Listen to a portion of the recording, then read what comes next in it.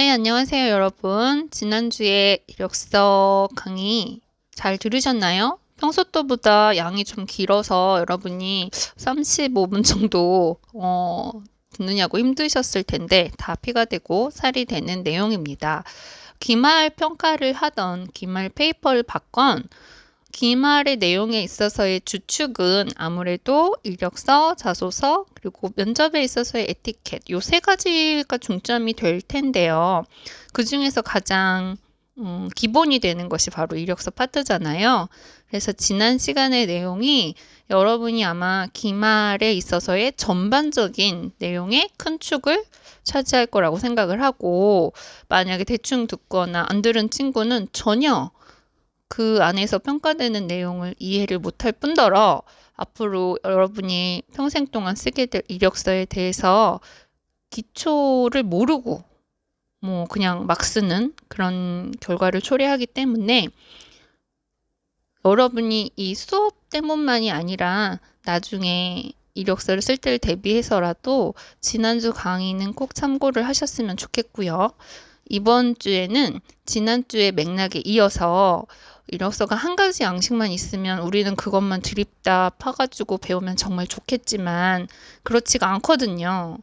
별의별 양식이 다 있고 요즘엔 또 영문 이력서를 내는 것도 추가해서 내는 것도 있고 양식도 또 회사마다 변하기도 하고 그래요. 그래서 몇 가지 정도의 양식을 여러분들이 알고 접근을 한다면 어떤 것이 나오더라도 무난하게 이게 이런 거였구나. 나 이런 거 써봤어. 이건 이렇게 쓰면 돼. 하고 노하우를 알고 접근을 하기 때문에 다 쉬워질 것 아니겠어요? 그래서 이번 주에는 지난주에 설명드린 양식이 초기본 이력서의 기본 스탠다드라고 하면 요번에는 아예 이제 틀이 좀 짜여져서 나온 그런 이력서에는 어떻게 접근을 해야 되는지의 내용으로 들어가 보도록 하겠습니다. 그리고 지난주에는 수업이 길어서 제 과제를 첨부를 못했잖아요. 이번 주에는 과제가 있으니까 꼭 어디 있어요? 이런 친구들이 아직도 매주마다 한두 명씩 나오는데 여러분 강의 목록에 타고 들어가면 그 첨부가 돼 있을 거예요. 과제가. 꼭 열어서 과제 작성해서 백석톡에다가 남기셔도 되고 사진 찍어가지고 그냥 편하게 여러분들이 작성한 상태만 제가 확인을 하면 되니까요. 남겨주시기 바랍니다. 그러면 이번 주 내용 들어가도록 하겠습니다. 네, 그럼 본격적으로 이력서 실전에 들어가 볼 텐데요. 여기 화면 보시면 여러분 여기 예쁜 별 있잖아요. 그 별에 유의해서 유의할 사항을 제가 별로 찍어 놓은 것이니까 그 부분을 유의해서 따라와 주시면 될 것 같아요. 자, 이 이력서 양식을 보면 희망부서, 희망연봉, 핸드폰 이렇게 써 있네요. 그러니까 이력서가 천차만별이어가지고 여러분이 어디에서 그 이력서 양식을 첨부하라고 했을 때 어떤 걸 쓰게 될지 모르잖아요. 그러니까 여러분께서 여러 가지를 연습해 두시면 나중에 그 무엇이 오던 이게 이거구나 라고 생각하고 쓰면 되는 거고요. 자, 딱 보자마자 희망부서 생각해 본 적 없는데 희망연봉 생각해 본 적 없는데 라고 생각을 하고 참 안타까운 것이 너무 막 쓰는 거예요. 1억도 써놓고 10억도 써놓고 회사 장난 아니죠. 여러분이 누군지도 모르는데 무슨 1억을 쓰고 10억을 써요. 그러면 조금 써야겠네? 왜 조금 써요? 진짜 그거 주면 어떡하려고. 그럼 도대체 얼마를 써요?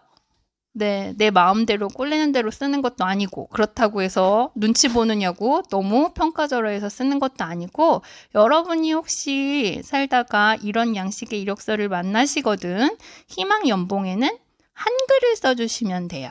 뭐라고 쓰냐면 돈에 대한 숫자를 쓰는 것이 아니라 회사 내규에 따름이라고 얌전하게 적어주시면 되는 겁니다. 회사 규칙에 따름. 얌전하죠? 네. 희망부서야 여러분이 가고 싶은 그 부서가 총무분지, 인사분지, 무슨 영업분지 쓰시면 되는 거고 희망연봉에는 다른 틀을 만나시더라도 절대 숫자 쓰지 마세요. 네, 2억 7천 이런 거 쓰면 안 돼요. 네, 그런 거는 나중에 나중에 여러분이 성공했을 때 막 집 살 때 쓰시고 여기다가는 회사 규칙에 따름, 회사 내규에 따름이라고 적어주시면 됩니다. 그리고 이름 쓸 때는 이름은 고유명사여서 띄어쓰기 쓰지 않는다고 말씀을 드렸어요. 근데 이렇게 얘기를 하면 고개를 끄덕거려, 학생들이. 이름은 고유명사니까 붙여 쓰세요. 그럼 끄덕거려. 그래놓고 쓸 때는 띄었어. 도대체 왜 그러는 건지 모르겠는데 여러분들 제가 지금 안 봐서 그렇지 분명히 쓰라 그러면 끄덕끄덕 해놓고 나서 또 띄어 쓰거든요. 붙여 쓰세요. 이게 한글 이름 쓸 때는 우리가 한 글자씩이어갖고 상관이 없어. 그런데 영문 이름을 쓸 때는 영어 이름 좀 길어지잖아요. 그러니까 이걸 띄었으면 이게 성인지 가운데 자가 성인지 마지막 자가 성인지 몰라요. 그래서 이름은 영문 이름 쓰기를 대비해서 반드시 붙여서 써주셔야 된다라는 것. 그리고 주소 쭉쭉 뭐 긴급 연락처라고 안 써있고 혹시라도 집 전화라고 써있을지라도 비워두지 말고 이거는 비상연락망이라는 뜻이다 라고 알려드렸으니까 다른 비상연락만 쓰시면 돼요. 그리고 이 이력서는 보니까 옛날 건지 뭐 언제적 건지 모르겠지만 굉장히 특이하게도 순서가 정해져 있죠. 어떤 순서로 쓰라. 그런데 이런 틀이 없을 때에는 반드시 무슨 순으로? 네, 최근 순으로 쓰라고 말씀을 드렸습니다. 아셨죠?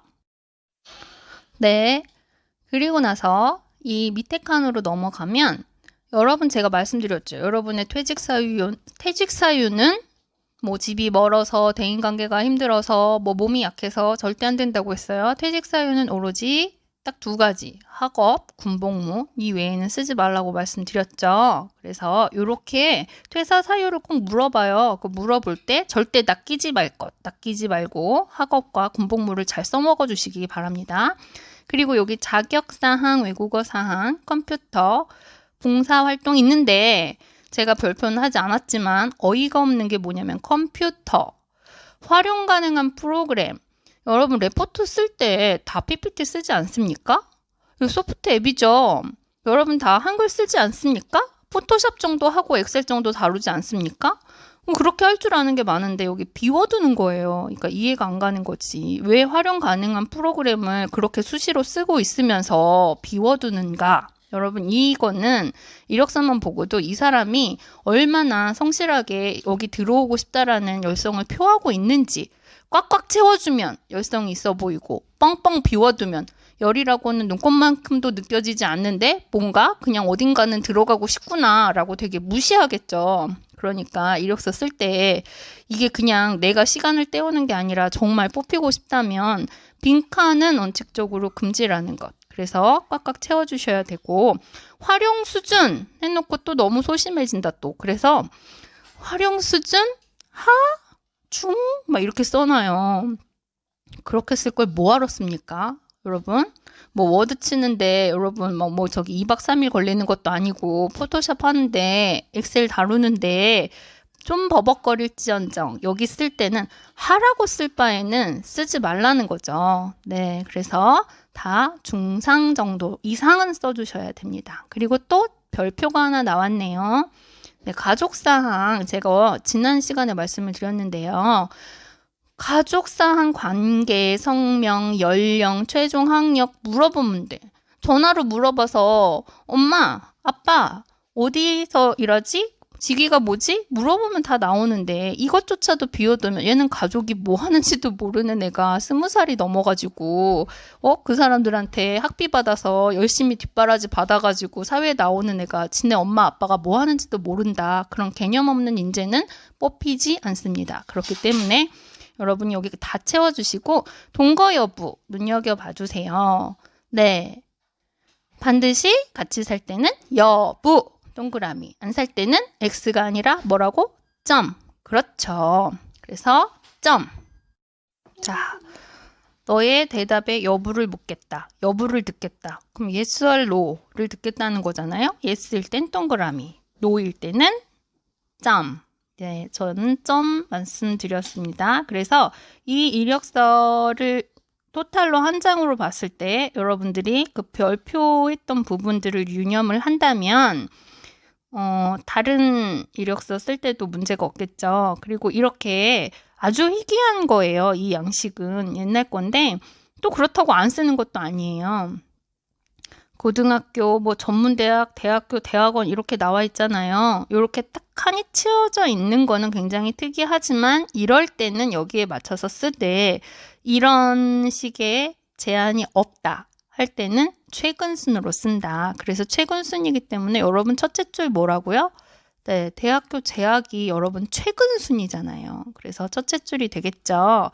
이번 시간에 잘 들으셔야 여러분들이 이 절대평가인 기말고사를 무사히 한 학기 동안 열심히 들은 내용대로 좋은 평가를 받을 수가 있어요. 그러니까 반드시 최근순 하면 바로 뒤따라 이어서 대학교 재학 중 이 단어가 맞물려서 생각이 나셨으면 좋겠습니다. 네. 자, 그리고 두 번째 양식. 이런 문항을 또 물어볼 수 있기 때문에 별표를 쳐드렸습니다.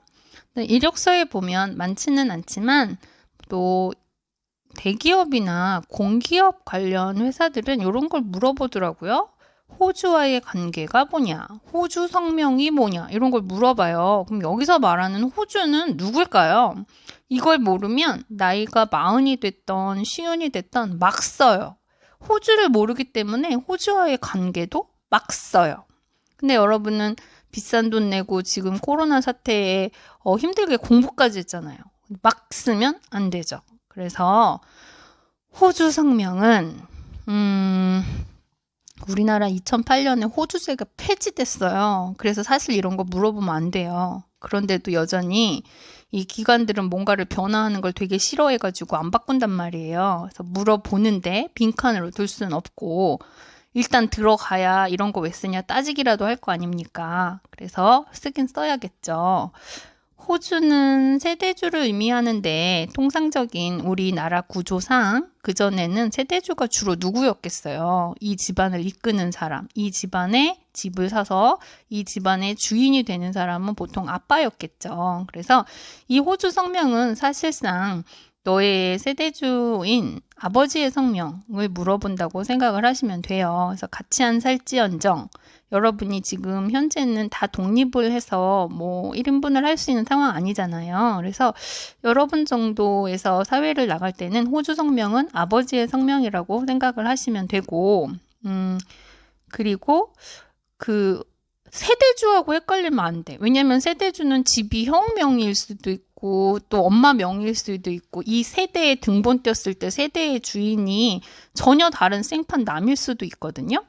그런데 호주는 세대주하고 다른 게 뭐냐면 호적 등본을 띄었을 때 호적 등본을 띄었을 때 나오는 가족 관계를 의미하는 거예요. 그러니까 가족 안에서 나의 이런 그 주인이기 때문에 아버지라고 생각을 하시는 거고 세대주랑은 다르다라고 알고 계세요. 집주인 이름 회사가 알아서 뭐 하겠습니까? 네. 그러면 호주와의 관계는 당연히 나는 아들인데 딸인데 그런 간단한 걸 물어보는 게 아니에요. 이력서 보면 모릅니까? 여자는 딸이고 남자면 아들인 건데 그런 걸 물어보는 게 아니라 이런 얘기 들어봤어요? 네, 저 1남 3녀 중에 뭐 셋째입니다. 2남 1녀 중 장남입니다. 그런 얘기 들어보셨죠? 바로 그걸 물어보는 겁니다. 그래서 여러분이 호주와의 관계는 2남 중 장남이냐, 2남 중 차남이냐, 1남 2녀 중 장녀냐 그렇게 개념을 잡고 쓰시면 됩니다. 그리고 이제는 다 그렇게 얘기할 수 있죠. 자, 이제 세 번째 입사 지원서가 나왔습니다. 역시 사진 붙이고 또 연봉 물어보네요. 뭐라고 쓴다고 했죠? 제가 알려드렸죠? 숫자 쓰는 거 아니고 얼마 받고 싶어? 10억은 왜 써? 100억이라고 하면 되지.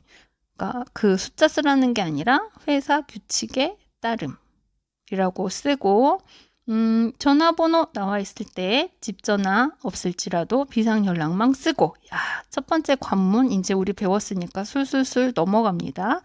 주소도 쓰고 방금 전에 배웠죠. 호주 관계, 호주 성명, 나의 호적에 나와 있는 위에 있는 분. 그러니까 통상적으로 아버지 쓰고, 여러분이 만약에 결혼을 해서 가정을 꾸렸어요. 이제 아빠로부터 독립했어요. 그러면 여러분이 될 수 있겠죠. 근데 지금은 아니잖아요. 여러분이 어쨌든 호적 등본 때면은 여러분부터 시작하는 게 아니잖아요. 거기에 있는 시작하는 분 성명이 호주이고, 호주와의 관계. 이남 중 장남입니다. 이녀 중 차녀입니다. 일남 이녀 중 장녀입니다. 아셨죠? 근데 퀴즈. 일남 일녀인데 위에가 오빠예요. 그럼 나는 뭐라고 해야 되나요? 일남 이녀 중 장녀예요. 장녀. 왜? 위에 오빠가 있을지라도 나는 딸로서는 첫 딸이잖아요. 일남 일녀 중 그 중에 둘째가 아니잖아요. 여자가 둘이 있는 게 아니니까. 그래서 일남 일녀는 무조건 장남. 위에가 누나거 있건 뭐가 있건 장남, 장녀밖에 될 수 없다라는 것 하시면 되고, 학력사항, 경력사항 저렇게 띵 하고 있을 땐 보통 어디까지 쓴다? 아무런 제약 없이 띵 하고 칸만 주면 중학교까지 쓴다 라고 말씀드렸습니다. 첫 번째 대학교 재학, 두 번째 고등학교, 세 번째 중학교 이렇게 깔끔하게 써주시면 되고요. 경력상에도 여러분 해당 기간 최신순으로 쓰시면 되고요. 제가 지난번에 물어봤던 게 있어요. 신체사항 쓸 때, 여러분 신체사항 쓸 때 무슨 치를 쓴다? 사실치가 아니라 교정치 쓴다고 말씀을 드렸죠? 네, 동거 여부는 동그라미 아니면 점, 자격증 역시도 동그라미 아니면 점이라고 말씀을 드렸습니다. 여러분 그래서 이력서 양식을 오늘 3가지를 살펴봤는데요. 자, 제가 올려드릴 파일이 여기에서 오늘 해본 것 중에 뭐가 될지는 모르지만 여러분이 열어보셔서 오늘 했던 이 별표 치면서 강조드렸던 그 내용 부분을 잘 작성하셔서 첨부를 하시면 됩니다. 그래서 이력서 수업은 오늘로써 마무리를 할 거고요. 여러분의 기말 평가 과제는 이력서가 될 것이기 때문에 혹시나 틀어놓고 제대로 수업하지 않은 학생들은 그간의 기간이 아깝잖아요. 뭐 매번 그래도 들었을 텐데 점수가 안 좋게 나오면 이게 절대평가를 어쩔 수가 없어서 여러분이 제대로 다시 듣고 대학교 나왔는데 그래도 이력서 한 장은 제대로 쓸 수 있는 그런 깔끔한 매너는 갖춰야 되지 않겠습니까? 그러니까 잘 쓰시고 또 과제 잘 첨부하시기 바랍니다. 이 과제가 시험은 아니라고 말씀드렸어요, 여러분. 그러면 한 주간도 건강하세요.